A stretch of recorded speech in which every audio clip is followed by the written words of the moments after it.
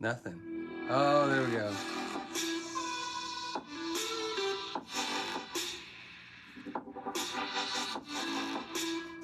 Hey guys. Welcome to the Dr. G Show. This is episode 215. 214. 214. And I'm Dr. Patrick Garrett. As you guys probably know, I do functional lifestyle medicine, and I sit on several boards, and I have several postdoctoral diplomates in clinical nutrition, functional medicine. Some of my favorite coursework that kind of helps stimulate how I practice differently is I took lifestyle medicine coursework at Harvard Medical School, and that was some of the first coursework that I said, patient has Crohn's, what are you doing to cause it? Teach people stop causing their diseases, and their body's genetically designed to heal.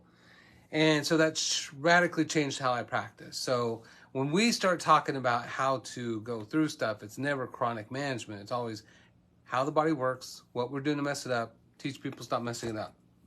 So we have a 95 to 100% success rate for pretty much every condition except for 20-year-old boys. They're the worst. So Yeah.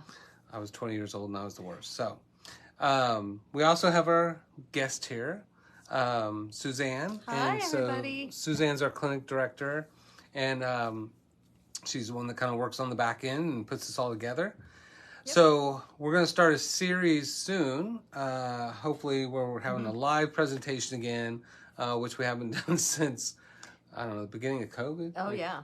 Yeah. Yeah. So that'll be really good. So, and because of our favorite guest or our favorite person, Maggie Marshall, which you saw that she was a special guest. We're talking about reversing ulcerative colitis. And like she is just fabulous testimonial for this whole process. And she said, why don't you do some positive ones and tell us what we're supposed to be doing on these shows? And I was like, great, okay, because I'm always posting all this horrible stuff. So we do key in on some horrible things, but that's what people are actually going through. Yeah, I like that little shock value stuff of like there's antifreeze in your whiskey, which I posted today. Yeah, I did see that. I like it because it's funny because my patient told me about this today. So then I looked it up, and sure enough, like, you know, there's this news article that says that the other countries are banning what's it called? Do you remember that?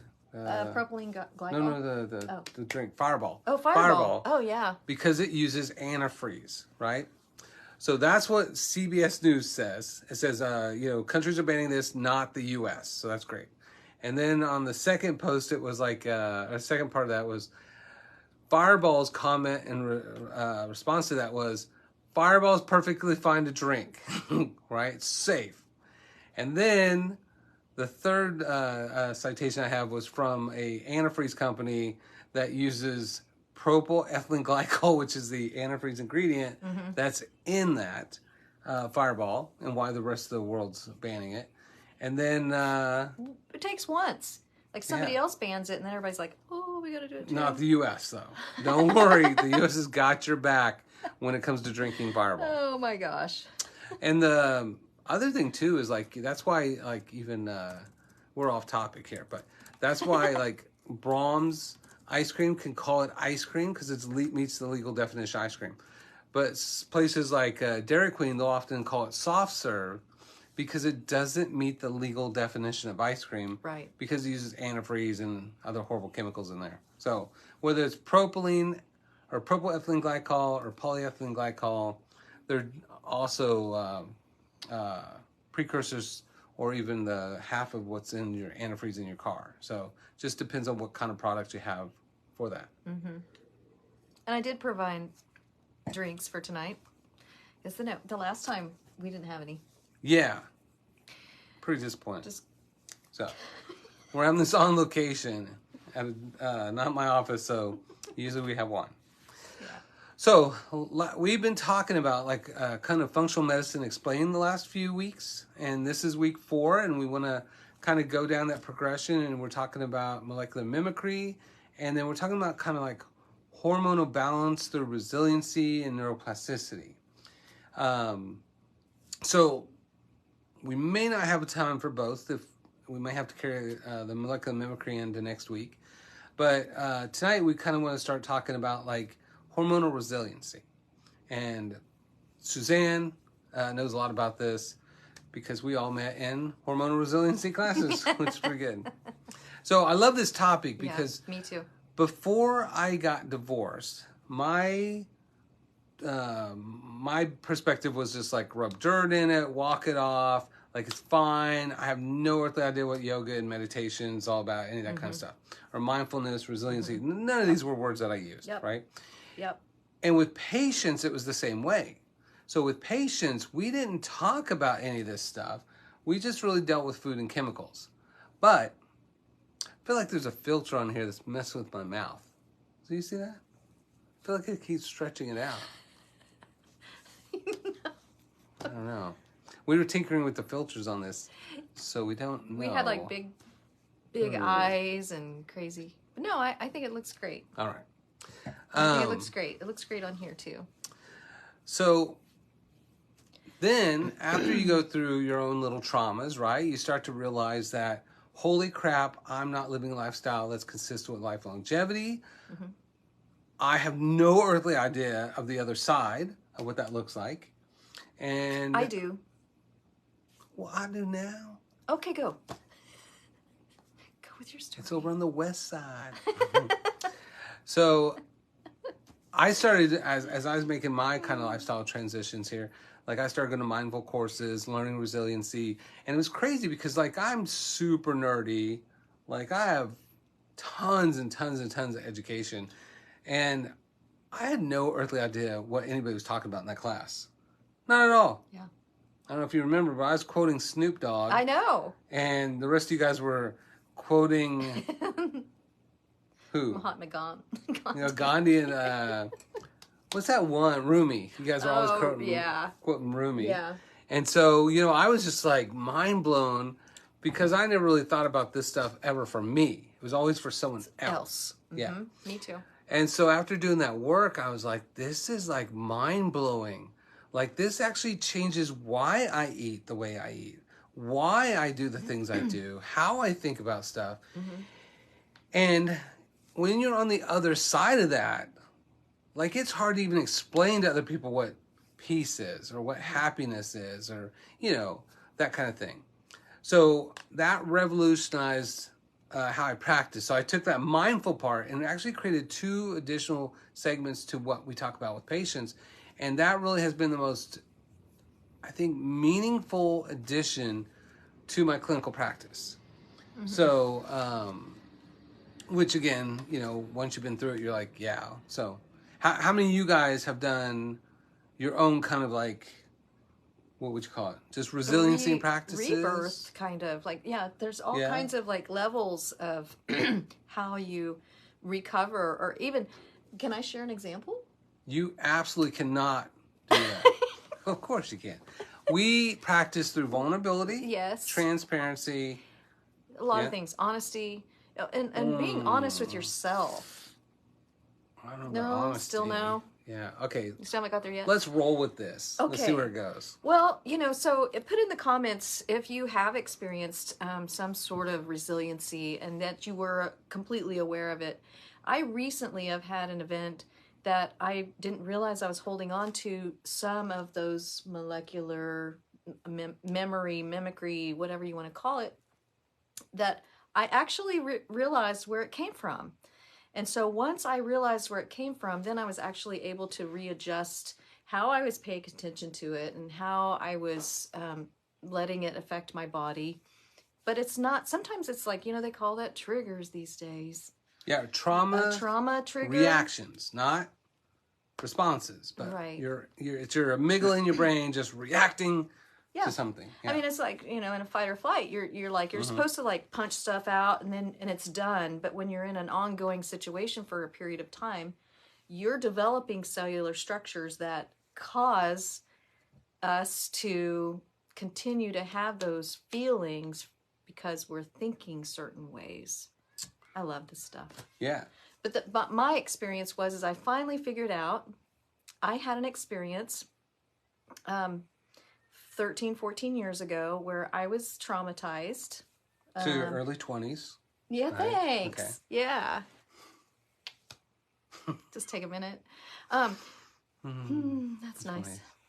So, but that was my experience. Is like, so I realized I was feeling a certain way the last 3 or 4 weeks, and then I sat down one day and I said, why? Just paid attention to the feeling. Just why am I feeling like this? How can I figure out where that feeling's coming from? And I figured it out through a series of just writing down some thoughts and words and things that kind of took me back to that space. And I realized what's going on here. And so now, gone. Yeah. Of course I'm like that. I can kind of switch my finger or snap my finger or whatever and let things go like that. Well, and the hard part, post if you guys have had your kind of like transition, your kind of like a failing point where you're just broken and just down to the bottom. And then how taking those kind of like moments to recover from that, become that better person. Actually, the goal is like becoming the person you want to be. Right. And most people become either rejection or an assimilation of like their parents. So it'll be like, well, I grew up, I'm Generation X, the greatest generation, but we got beaten with everything. Spatulas, power cords. We had to literally go pick the limb off the branch of the tree. So they could whip us. To get beaten by your parents, right? Flip-flops. If you guys ping pong paddles know what I'm talking about, post like the worst thing, or the most creative thing your parents beat you with, right? Now, that's funny. My father-in-law would beat us with dowel rods till they broke and then do that until we're bloody, but that's different. Ouch. Mom hitting you with the flip-flop and throwing her chonka, what is it, shoes, like chonkas? Throwing her shoes at you and stuff. Like that's, I remember one time she was like, beat me with a spatula and I was just like, Mom, could you please stop? Like, 17. It's just not working. Yeah, you're like 4'2" or something. Like, you need to just stop it, okay? Because we always wonder if we fake cry, she'll stop, right? Yeah. Because, you only want to beat your kids a little bit, right? So what happens then with assimilation is you're just like, you have this mentality of like, well, I got spanked, so I'm going to spank everybody else. I turned out just fine, and then someone else like, did you now? Did you? Right? That's a good point. So Lauren says fly swatter. Oh yeah. That and not always with the dots. flat part. Sometimes the back. Oh, the metal part. I'm telling you. Oh, Lauren, I'm sorry. Darn it. I made Lauren the man he is today. Oh. No. So then there's a simulation of like, well, I had this trauma. Someone cheated on me, so I'm going to cheat on someone else. If you talk to me bad, I'm going to treat you bad. Well, that's, I don't know, right? Doesn't work. Then there's the rejection. And the rejection is just the other side of the equation where like, well, I got spanked, so I will never spank anybody. There might be a time to spank once in a while, but not much, or like. We have to find a balance. You got to figure that balance, yeah. right? So you don't want that hard and fast kind of life, but the rejection part is you just do the opposite. But in the end, you're not who the hell you want to be. You're just assimilating, rejecting what you were taught or what you experienced, right? So what you really want to do is figure out what the hell you want to be in those situations. Maybe there's time where, like, if they're throwing a fit and you're dragging them through Walmart and they're just screaming and crying, which is why you're at Walmart, not Target. Just, don't be bringing that bullcrap to Target. I pay 14 cents extra not to experience that, okay? So if you're at Walmart and your kid's, like, crying, screaming, kicking the floor, yeah, a little pat to the butt, probably not the worst thing in the world. No, and it kind of startles them a little bit. Yeah. Like, pulls them out of their tunnel they're in a little. I mean, don't throw them down the aisle, but don't do that. But like there's moments where maybe that's not the worst thing, but you figure out what you want to do, right? Do you want to cheat on someone because you were cheated on? Well, no, right? So like I've never cheated on anyone, but that's because a long time ago I decided my dad like cheated on all his wives. Aww. I don't want to be that dude. No. Right?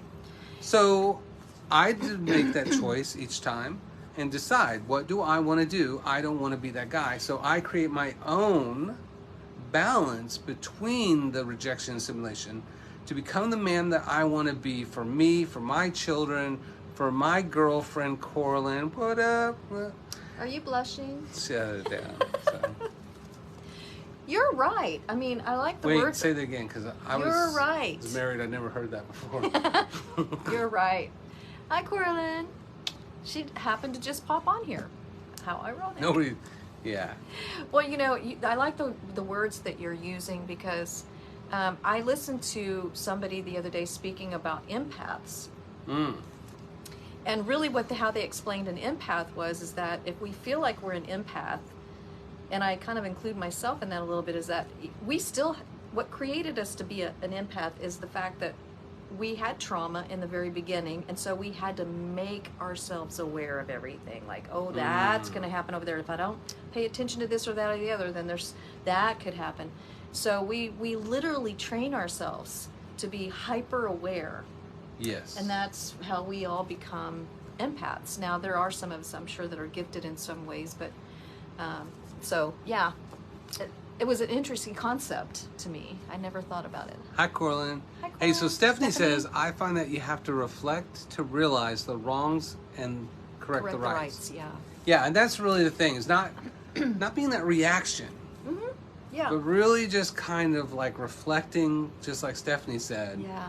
to find what's the right decision. So you want responses, not reactions to Right. things, right? So the kind of mindful work that we do in meditation and yoga and rewiring neuroplasticity is all designed to take you out of that trauma reaction of justifying why you do what you do and deciding what does a life worth living really look like. How does one eat if they really love themselves? Like if you loved your body and you loved who you were or are. Yeah. Why would you eat a certain way, right? I mean, like even the basic kind of wiring of changing for food, right? Is most of us eat for pornography. We just want constant, instant pleasure all day, every day because I deserve it, right? I martyr the shit out of my life so I can't be happy. I sacrifice for everybody so I can't be happy. I make sure everybody else is a priority so I can not be happy. So I get my pleasure from eating wheat and dairy and sugar, right? And MSG. among other things. Yeah. So that way I get my morphine from that, which is comfort food, right? And a dopamine hit. Yeah. They exactly say hits. Right. They say hits, but yeah. That's, You're just like, wheat. Yeah. It is like that. Yeah. But you know, on another note, with that same concept that I was talking about being empath, is that she mentioned, the speaker mentioned, hello, Penny, mentioned that, I lost my train of thought.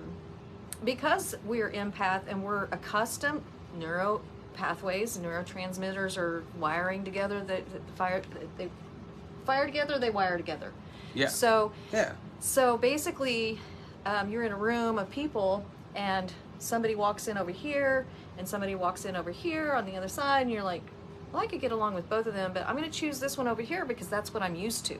And it's generally the person who's going to give you the feeling of being an empath because that's how you've trained your brain. Yeah. Comfort of status quo does not mean healthy, happy, or balanced. Right.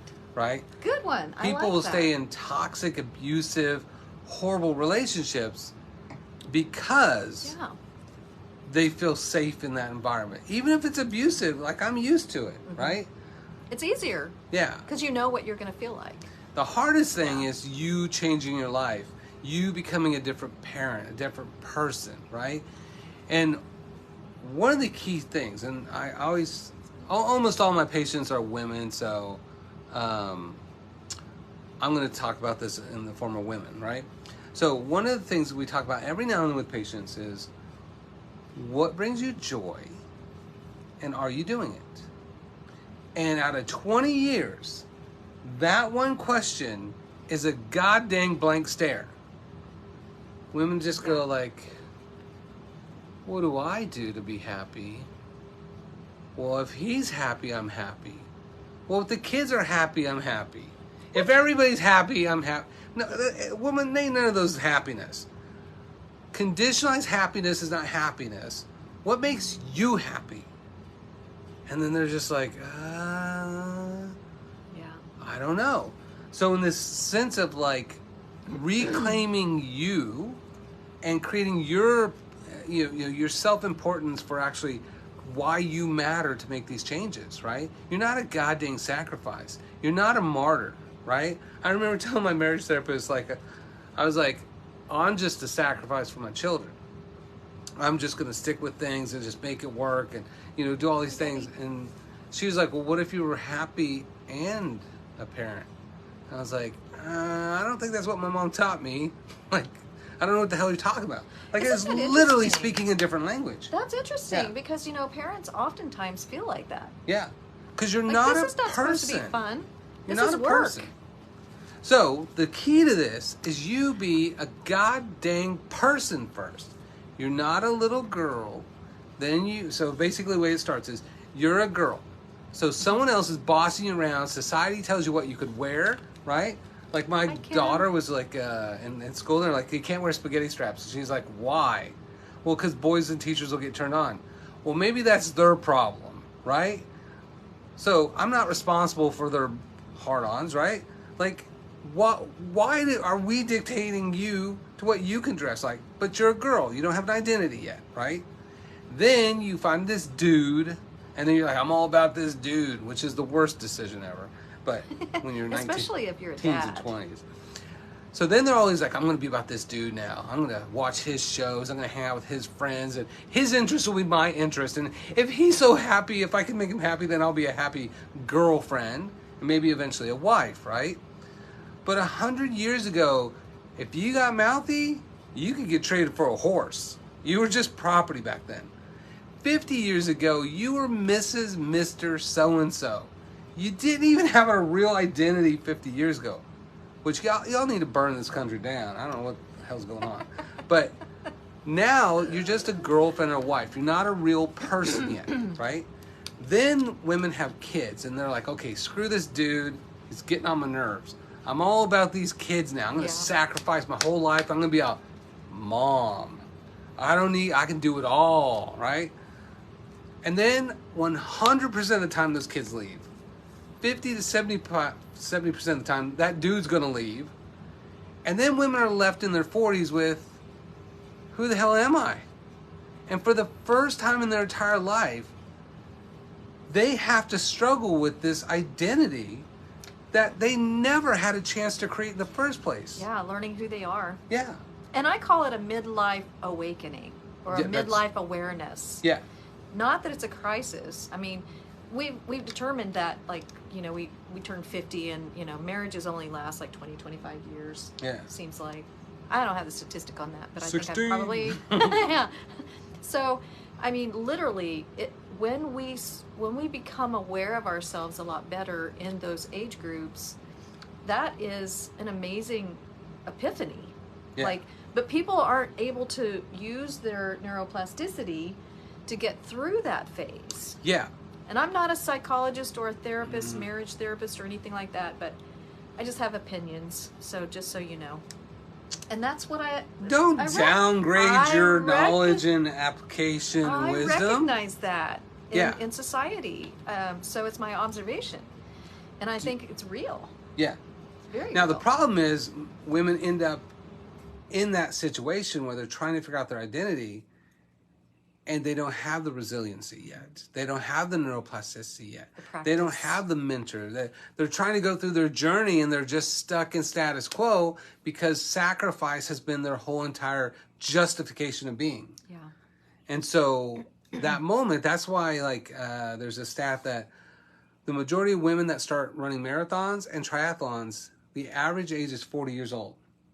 40 years old, they're so jacked with anxiety, and they just I got to get the hell out of here, and they got to do something. So then they become this triathlete or this marathoner, right? Which again just becomes their constant guilt of oh, I'm so selfish, I run for myself sometimes, Mm-hmm.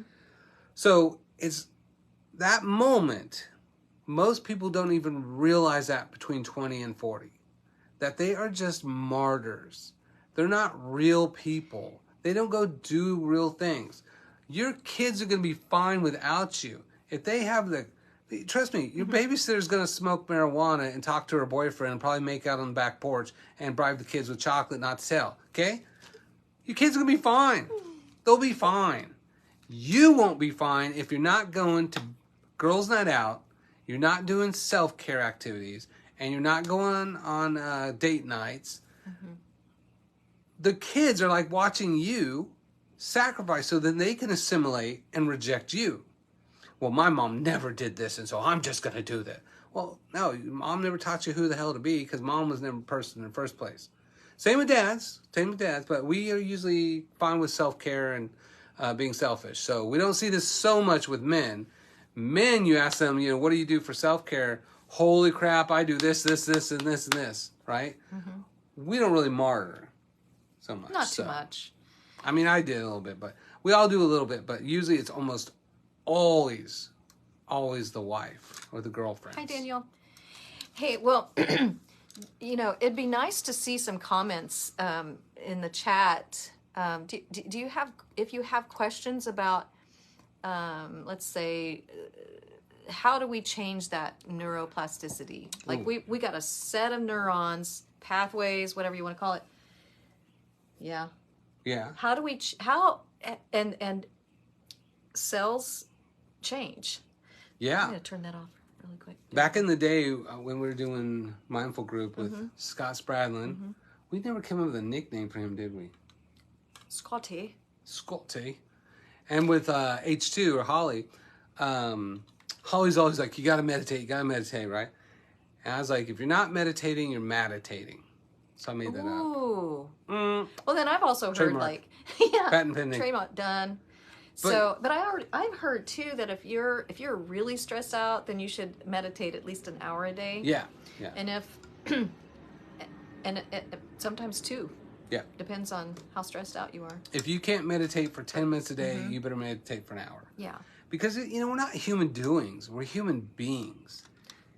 And if you're not happy, is that trademarked? That's a good one too. Because we're always justifying doing. Oh, I can multitask everything. Can you sit for 10 minutes and breathe? Well, that's crazy talk, right? That's the most absurd thing people have seen. It is. I mean, I can't be sacrificing if I'm taking time to breathe. Gosh, when I sit and take time to breathe, I get sleepy. Yeah. That's because you're past 30 now. That's because you're... Well, wait. Hi, Mark. So wait. You're a single mom, right? Have you been through the whole martyr cycle? And then, your mama too, right? That you know about? Yeah, for a while. Hang on, Danielle. Oh. Then, I can't read it. Hang on. Let me put my glasses on. Then I would need meditating tips for the ADHD brain, because meditating for me turns into nap time. I think, I think that's actually okay. You're taking You're time for yourself. I know. Yeah. You're taking time, so that's good. Well, and that might be maybe doing more kind of active meditation. So like you can do guided meditation. Yeah, so you're hearing, you're using your hearing. Yeah. Yep, visual meditations too. Yeah, so that way you're like interacting with the process too. Like last time when you were here, I had some stuff on the TV, and there's like beautiful mountains and Switzerland and whatever. And once in a while, you'd see him just kind of spacing off a little bit. So I apologize for that. They had this mountain. It's not on today. They had these cliffs, and they would turn it, and they were just doing an aerial view, and I was just like, I could climb up that route right there, and then there's an overhang, and I was just like, back here. And it was the end of the day. You had a long day that day. Oh, that was a brutal day. You were like, so what was I talking about? Anyway. So how many of you guys feel like you are a person first, then a wife, girlfriend, or mother? So are you a person first? That's a challenging question, y'all. Put in the chat here how you feel about yourself like that. So some people have kids that, they just run. I know a lady who just runs her kids everywhere. That's like her, and she works. Yeah. I don't know how. And Danielle, I think maybe you and I had that talk one time where you just running and running and running. And where do we find time to have that meditation or that Sometimes, and I don't know who put this out, but somebody said even doing dishes is meditating. I'm kind of like that. Well, yeah. So the like weird thing cleaning the is, windows, wipe on, wipe off. well, I don't know. I don't be cleaning the windows, but part of that is a weird thing because like when I was married, I did the dishes and laundry and stuff, but yeah, when I got divorced, like I would actually wash all the dishes by hand instead of using the dishwasher. And it was just this, so laundry and dishes was like my connection to my kids of just like, I'm doing this, like I feel connected to them. right. Right? Not really sacrificing because I could just throw stuff in the dishwasher if I wanted. But, you know, you have those long periods off and on and you're just like constantly craving that connection. Right. But you can guarantee, like I did my long walks on Sundays. You know, I would do my yoga every day. I would go to meditation group. And, you know, if my girls did not want to go do stuff with me, I went and did it too. I just did it anyways. They need to watch a dad growing up taking the best care of himself. And so while they may not understand that when they're young, eventually they're going to have kids, they're going to have relationships. And you certainly want them to figure out figure out who they want to be outside of assimilating and rejecting. Right.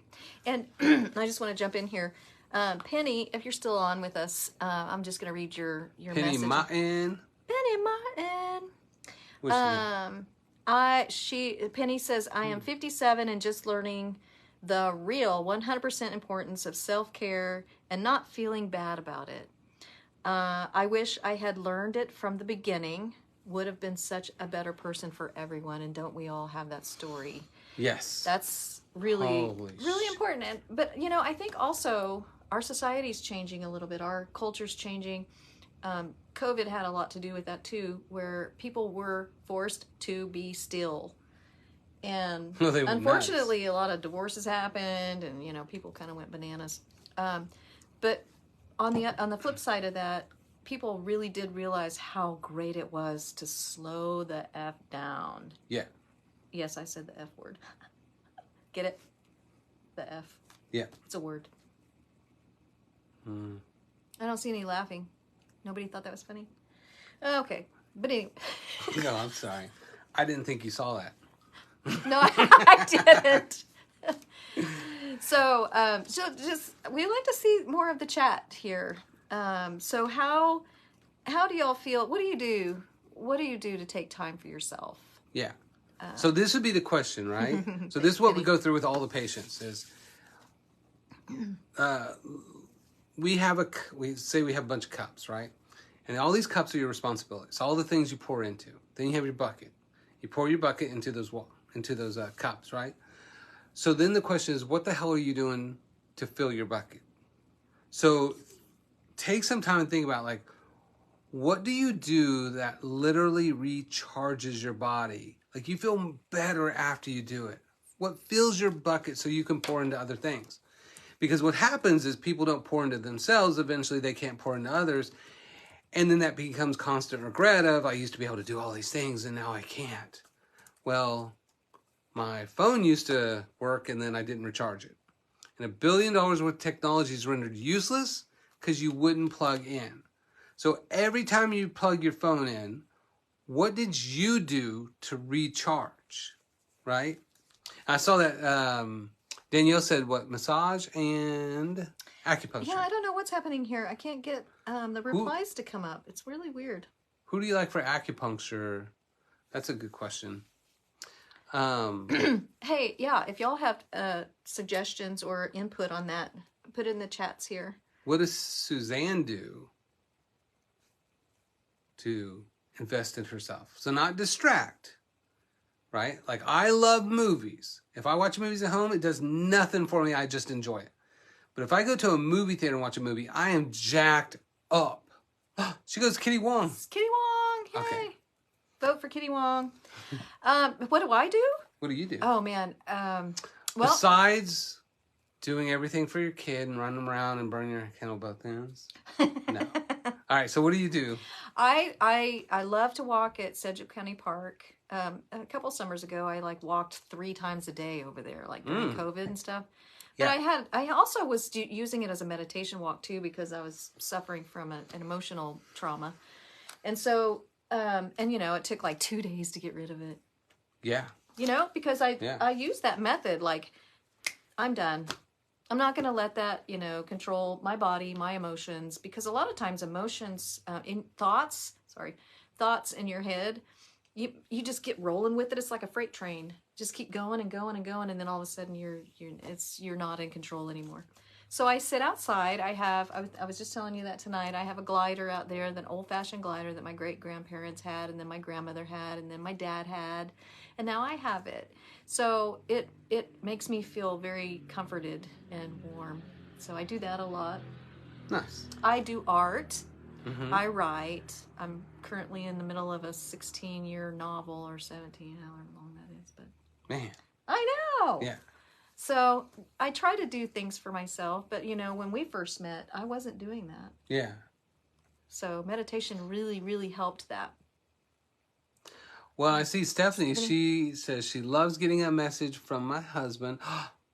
How do you know my husband? My husband? No, just kidding. And I can't figure this out. I like getting messages from your husband. So Stop it. and doing our meditation bowls, that's awesome. That and is. morning walks. The morning long walks are great morning too. walks, not just morning walks, Yeah. long ones. And That's nice. the singing bowls are great because that's it. So Danielle, that might be a good way to do it, is to have that active ringing of the bowls while you're doing your breathing. So then there's this kinetic part of that too.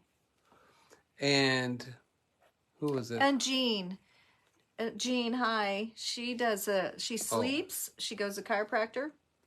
Oh, I need to go to the chiropractor. Like my neck. And she has alone time, and I think so that's jacked up. really powerful. Just having that, you don't have to think about stuff, right? That's for introverts. Yeah. Introverts. And then Stephanie, oh sorry. Well, that's it. So that's a good question too. Is like, do you recharge from quiet time, or do you recharge from extrovert time? Right, with people. Do people recharge you, or does quiet recharge you? I have a balance of both. I mean, I was with the Y for a while, and I loved it. I mean, the social time there, of course, I was worn out at the end of the day, but the social time was huge for me, and I didn't realize how much of an impact I was making with other people there. And so, yeah, that was well, and that makes it meaningful too, you know. But Jean, that's awesome. And then Stephanie says, I love getting... Oh, you already read that one. Mm-hmm. Woo! That's wonderful. I love love. Yeah, so Jean's more of an introvert. So your ex is an extrovert. So like, I am like insanely extroverted, right? I recharge like crazy with other people. I can do stuff like hiking, all those kind of things. My interests, I recharge through that, even if I'm alone. But really, I love being around people. But my girlfriend is more of an introvert. So she likes her quiet and peaceful time to recharge. So it's interesting when you have like relationships where two people may recharge different ways, but then also find ways to recharge together, which is nice. So, well, as we kind of wrap up. Oh gosh, is it already time? Yeah. Oh my gosh. You know, this is a topic that we could just talk about forever. Forever. You know, and what's really lovely about this is that this topic is so highly needed. We need to have this topic conversation like every a woman, lot. every person. Every person. Every woman and every like teenager should be focused on this, you know? Because, again, I wish I knew all this stuff. I wish they taught this in school. When we were young. Right? In school. It needs to be a curriculum at school. Why am I learning calculus or algebra 2? Yeah. When I need to, like, how to have a healthy, happy self-care. How to have a happy relationship. Like, they never taught us all this. How to balance a checkbook, right? How to pay your taxes. Yeah, they did. Well, we didn't. Oh, that was back when I was in school. You're a lot younger. Did you have home ec? Yeah. Is that what they did in home ec? I grew up in a small town called Sallisaw, Oklahoma. Yeah, I said it like that. And so there were Mennonite ladies who were the teachers, and so we learned how to sew and we learned how to cook. And... They're like, you don't need no math. You need to learn to crochet. Is that it? Actually, yeah. Yeah. We learned. You know where the most okra is sold in the world? Oklahoma. Oklahoma. All right. That's all I got. Oh. Let's see. Penny. Oh, okay. Yeah. Penny, I can't even believe the 57 years old. That's not real. She says she's 57. No, we already talked about that. No, I know. No, she's not 57 though. Like Penny, you're not 57. Sorry. Mm-mm. All right. Oh, you know what I know what she did for self-care a long time ago is you were so busy doing your corporate job and you're just kind of being pulled in all these directions. She's 66, girl. No, she's not. You're not 66. Oh, that's Jean. No, that's not Oh, her. Jean. Sorry, Jean. Penny. Oh, hi. I'm getting everybody all mixed up. What? So, Jean, Suzanne you don't look 66 either. was getting overwhelmed. So what she did was she started putting her phone in her purse in the trunk of her car. I tell patients about this. Oh, good. And that way when she's driving, it was her actual time. Like all those rings, bings, pings. Yep. Then your mind's like going, no, she could just be like, I'm being fully present, just driving. Yep. And that's so crazy because just that one thing makes all the difference. What's Now, amazing too is like I even put a message on there. I'm driving, yeah. so people would understand that I'm just Yeah, I don't not give going to be all you don't have to give a dangerous. shit and about stuff. that. Just tell them, I'm not here. Right? Me is important, and I am not Yeah. everybody's what they need, right? So, Yeah. yeah, so when you look at kind of like functional medicine, when you look at functional lifestyle medicine, if you don't have that work involved of how to rewire your brain, then it kind of like means you're probably going to fail making all these lifestyle changes because you're not a different person. You're just doing something different for a while until stress comes and then you just revert back to the old way. Because when you decide that I'm going to live a life worth living, that I am enough, and everything in life is choice, you get to do things differently than your parents, than your coworkers, than your exes. You get to be the person you want to be. Especially people in divorce, like, oh, I'm not that person, so I'm going to do this. Well, who gives a fuck what they said? What do you want to be? Who do you want to be? And I'm telling you, I think most people for years have this kind of like, well, they always said I was this. Like, are you? Well, no. Then who gives a fuck? Right? And people get more comfortable with the way they are because when the pain of change, how's that go? When the pain of change is greater than status quo, staying the same, then change is easy. Then nothing happens. Yeah. You no, messed change it is not all easy. up. You messed it all up. No. Change will never occur until the pain of change is greater no, than... wait. No, listen. All right. Change will never really occur hard. until the pain of status quo is greater than the pain of change. Which means there has to be a very big incident. Yeah. Yeah. So. I mean, really, there has to be something like an illness or somebody passes away or, unfortunately, that is how we're made up. We've been trained that way for so many years. Yeah. So when I was walking in the park and I made that decision where I snapped my fingers, I was like, this is real. This is not like I just said, oh, no, it ain't going to happen anymore. Mm-hmm. Like, I felt it. Felt it down in her heart. I did. Mm-hmm. And the relief that I got just from saying to myself, no more. Yes. And that was how that worked. So that's what. And it just changed all those neurons.